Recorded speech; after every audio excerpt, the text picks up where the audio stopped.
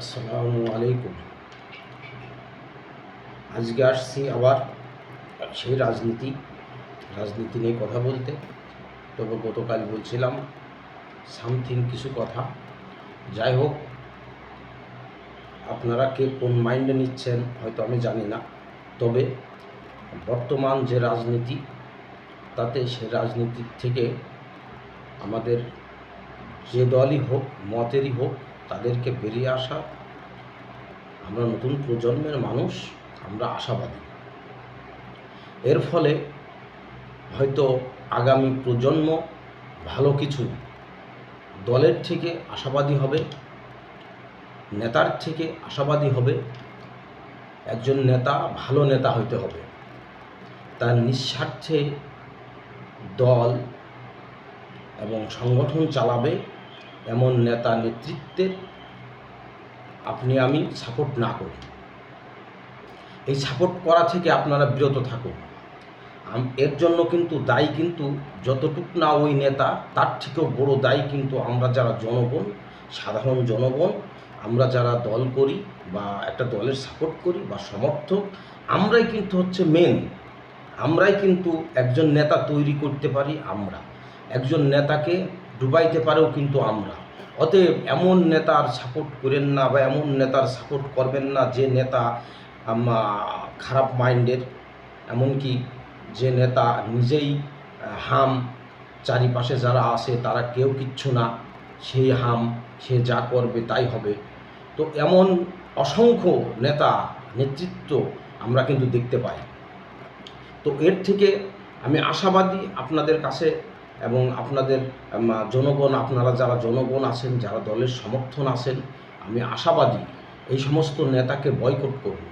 এই খারাপ মাইন্ডের নেতাকে বয়কট করুন। যারা খারাপ মাইন্ডে, যারা নিজে হাম, আমি হাম আর কেউ কিচ্ছু না, এই প্রসেসে যারা রাজনীতি করে, যারা দল করছে, যারা সংগঠন করছে, তাদের বয়কট করুন। আপনি, আল্লাহ খুদাপাক আপনাকে দুনিয়ায় পাঠাইছেন স্বয়ংসম্পূর্ণ করে, আপনি নিজেও হাম।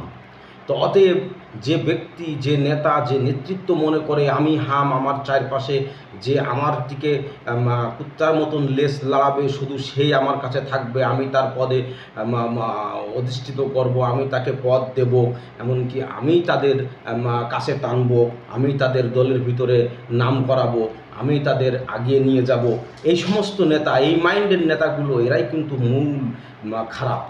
কারণ অসংখ্য দল, যারা যে দলই যে করুক, বিভিন্নভাবে অসংখ্য মানুষ দলকে ভালোবাসে, পছন্দ করে, দলের অনুগত্য। কিন্তু দল অনুগত্য মানুষের কোথাও ঠাঁই নাই। কেন নাই?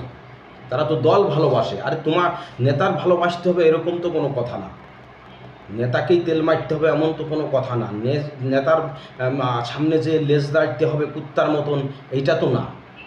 আরে দলভক্ত মানুষের কদর হওয়া উচিত। দলভক্ত মানুষ কখনোই খারাপ মাইন্ডের হয় না। দলভক্ত যারা, তারা দলের অনুসারী, দলের স্বার্থে তারা কাজ করে। অতএব দলের স্বার্থে যারা কাজ করে তাদের পিছনে কাজ করুন। যারা ব্যক্তি স্বার্থে কাজ করে, যারা মানুষকে কুত্তার মতন ঘেউ ঘেউ করলে তাদের সামনে যে ঘেউ ঘেউ করবে, অভিভাবক বলবে, বা আমার নেতা অমুক নেতা তমুক নেতা, এগুলো যারা বলবে, তারাও কিন্তু ভালো মাইন্ডের মানুষও না। অতএব ভালো মাইন্ডের মানুষ এবং ভালো রাজনীতি, ভালো নেতার পিছনে আমি মনে করি কাজ করাটা বেটার। এরপরে আমি অতীতের কথা বলছিলাম। অতীতের রাজনীতি ধরেন 90 দশকের আগে তখন যে রাজনীতির মাঠ ছিল, সেই মাঠ কিন্তু এখন আর নাই। 90 দশকের রাজনীতির কিন্তু প্রেক্ষাপট, বাংলাদেশের বাস্তবতায় 90 দশকের রাজনীতির প্রেক্ষাপট পরিবর্তন হয়েছে। আর এই পরিবর্তন আইছে 2006 সাল থেকে 2008 সালে 1/11-এর মাধ্যম দিয়ে বাংলাদেশের রাজনীতিতে বহুত বড় মেরুকরণ, এমনকি সমীকরণ হয়েছে। যে রাজনীতির ধারায় বর্তমান আওয়ামী লীগ সরকার সেই ধারায় রাজনীতি করছেন। যদিও হ্যাঁ, আমি বিএনপির সমর্থক, আমি বিএনপির একজন কর্মী, বিএনপি করি, কিন্তু আমি সমাজ নিয়ে বেশি কাজ করি। এবং সমাজের মানুষের নিয়ে বেশি কাজ করি এবং সমাজের ভালো মন্দ বিচার করি, এমনকি ভালো মন্দ বিষয় নিয়েই কথা বলি, এমনকি সমাজের বিপদ আপদগ্রস্ত মানুষ তাদের পাশে দাঁড়াই। এটা কিন্তু আমি করি, সমাজের জন্য আমি করি, সমাজে মুরব্বী বাচ্চা কাচ্চা সহ সবাইকে নিয়ে চলার চেষ্টা করি। এটি কিন্তু সমাজ, এটা বলে সমাজনীতি। যাই হোক, সমাজের কথা না বলি। তবে 2006 সাল থেকে এবং 2008 সালে যে বাংলাদেশের রাজনীতির যে সমীকরণ, যে মেরুকরণ হয়েছে, সেই ধারায় রাজনীতি কিন্তু বিএনপি করে না। বিএনপি এখনও পড়ে আছে সেই 90 ধারার রাজনীতির ভিতরে। যে 90 ধারার রাজনীতি, সেটা কোন ক্যাটাগরির রাজনীতি? একক ব্যক্তি দ্বারা পরিচালিত, যে উনি যা বলবে সেটাই ঘটবে, সেটাই হবে। ওনার পিছে যারা কাজ করবে, পিছে যারা থাকবে, তারা সবাই লেজ লাড়বে, জি হুজুর, জি নেতা করবে। ওই রাজনীতি, ওই সমীকরণের রাজনীতি বর্তমান প্রেক্ষাপটে আর নাই। যদি ওটাই থাকতো, আপনি আপনার চারপাশে আপনি খেয়াল করে মাথা ঘুরিয়ে দেখেন, বহুত বড় হাম, আওয়ামী লীগের বহুত বড় বড় নেতা হাম, অথচ আওয়ামী লীগী যারা উচ্চ পর্যায়ে যারা আছে, তারা কিন্তু তাদের ঠিকই কোনো অপকর্ম বা কোনো সিচুয়েশনে কোনো কিছু করলে তাদের কিন্তু আটকানো হচ্ছে। কেন আটকানো হচ্ছে? এর কারণ একটাই, সেটা হচ্ছে কি, তারা 2008 সালে যে মেরুকরণের রাজনীতি, যে মানুষের এই বর্তমান সিচুয়েশনে, বর্তমান জেনারেশনের যে মাইন্ডের যে রাজনীতি, সেই রাজনীতিতে তারা বিশ্বাসী। তারা সেই 90 ধারার রাজনীতিতে বিশ্বাসী না। কিন্তু বিএনপি এখনও সেই 90 ধারার রাজনীতিতে পড়ে আছে, যে রাজনীতি একক নেতৃত্ব, উনি যা বলবে এবং কি ওইটাই ঘটবে, ওইটাই হবে। উনি যার দেবে নেতা বানাবে, সেই নেতা হবে। তার লোক থাকার দরকার নাই, সে এক পাঞ্জাবি পরে থাক, এক পায়জামা, তার আর কোনো কাপড় চোপড় কিচ্ছু নাই। তার কি আছে? এক পাঞ্জাবি, এক পায়জামা। হ্যাঁ, সেই বড় হাম, সেই বড় নেতা। কিন্তু আপনি ক্রিয়েট করতে পারেন, আপনি জনসমর্থন নিয়ে দাঁড়াইতে পারেন, আপনি অনেক জনসমর্থন, মানুষের জনসমর্থন নিয়ে আপনি দাঁড়িয়ে আছেন, আপনি দলটা ভালোবাসেন, আপনি মন থেকে দল ভালোবাসেন, আপনি দলের ঊর্ধ্বতন কর্মকর্তা, এমনকি দলের চেয়ারপারসন এবং ভারপ্রাপ্ত চেয়ারম্যান যারা বা ভাইস চেয়ারম্যান, আপনি তাদের আপনি হিসেব করেন বা আপনি তাদের দিকে তাকান, কিন্তু আসলে তারা কিন্তু আপনার দিকে তাকাবে না। কেন তাকাবে না? কারণ প্রত্যেকটা জায়গায় সেক্টর বাই সেক্টর ভাগ করে দেওয়া আছে। যেমন জেলা পর্যায়ে জেলার নেতা, থানার নেতা, পৌর নেতা। আচ্ছা, ওনাদের কাজ কি? সেন্ট্রাল থেকে তো ভাগ করে দিয়েছে, তাদের তো সেক্টর বাই সেক্টর তাদের নেতা বানায় রাখছে, কিন্তু তাদের কাজ কি? তাদের কাজ আরও নিচেই পর্যায়ে যারা আছে, সংগঠনগুলো আছে বা অথবা যারা যে ক্যাটাগরিতে আছে, তাদের সে কর্মী হোক, সে সমর্থক হোক, এনারাই কিন্তু এই যারা 3 সেক্টরে ভাগ আছে, ওনারাই কিন্তু হচ্ছে খোঁজ খবর নেবে, ওনারাই কিন্তু তাদের একটা পরিবেশে নিয়ে আসবে, যে কোনো একটা হিসাব নিকাশ হবে। কিন্তু আসলে কোনো কিছু কি হচ্ছে? কোনো কিচ্ছু হচ্ছে না। হচ্ছে তাদের জন্য। কাদের জন্য? যারা জি হুজুর, হ্যাঁ হুজুর, আমি আছি, আমি লেজ নাড়তে পারি, আমি আপনার নেতা মানি, আমি আপনার পিছনে থাকি। আরে ভাই, তাহলে তো দলের স্বার্থ হচ্ছে না, এখানে ব্যক্তি স্বার্থ ঘটছে, এখানে নেতার স্বার্থ ঘটছে।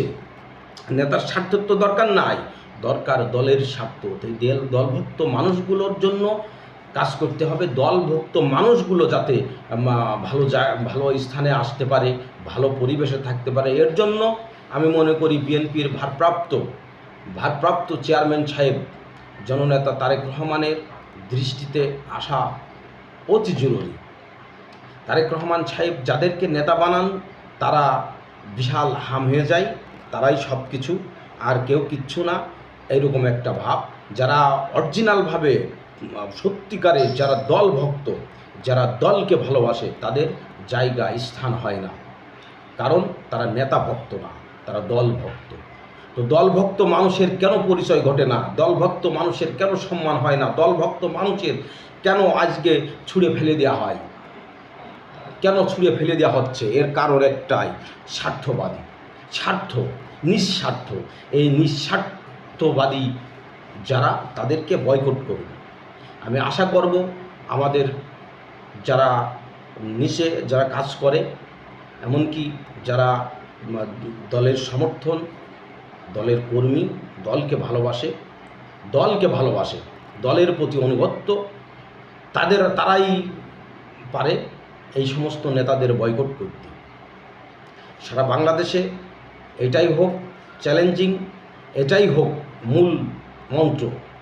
আমরা কারোকে বলছি না অমুক খারাপ তমুক খারাপ, না।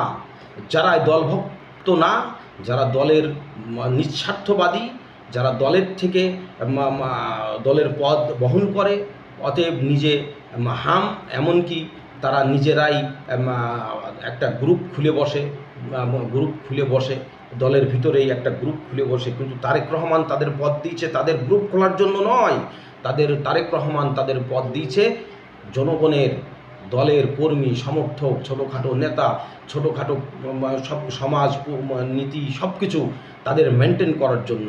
কিন্তু তারা কি করছে? তারা নিজেদের স্বার্থ হাসিল করছে। তো এর থেকে আশাবাদী, সারা বাংলাদেশে এর থেকে পরিবর্তন হবে, সবাই ঘুরে আসবে, ঘুরে দাঁড়াবে, এমনকি দলের হয়ে কাজ করবে, দলকে গতিশীল করবে, কোনো নেতাকে নয়। নেতাকে গতিশীল করার দরকার নাই। নেতা গতিশীল তখনই হবে যখন দল গতিশীল হবে, তখন নেতার গতিশীল বাড়বে। এজন্য দলের প্রতি কাজ করুন, দলের জন্য কাজ করুন, ইনশাল্লাহ। আর এটা আশাবাদী, তারেক রহমান সহ সেন্ট্রালের নেতা এবং লন্ডন ভিত্তি যারা আপনারা আছেন, আপনারা সিনিয়র পার্সন, আপনাদের সম্মান করি, আপনাদের শ্রদ্ধা করি, আপনাদের মানি। আপনারা এগুলো দৃষ্টি দেবেন, এমনকি দলভক্ত যারা তাদেরকে সম্মানের আসনে অধিষ্ঠিত করবেন বলে আমি আশাবাদী। যাই হোক, সবাই ভালো থাকবেন, সুস্থ থাকবেন। আর একটা কথা, ভুল ত্রুটি হলে ক্ষমা প্রার্থী, ক্ষমা করবেন। আসসালামু আলাইকুম রহমতুল্লাহ।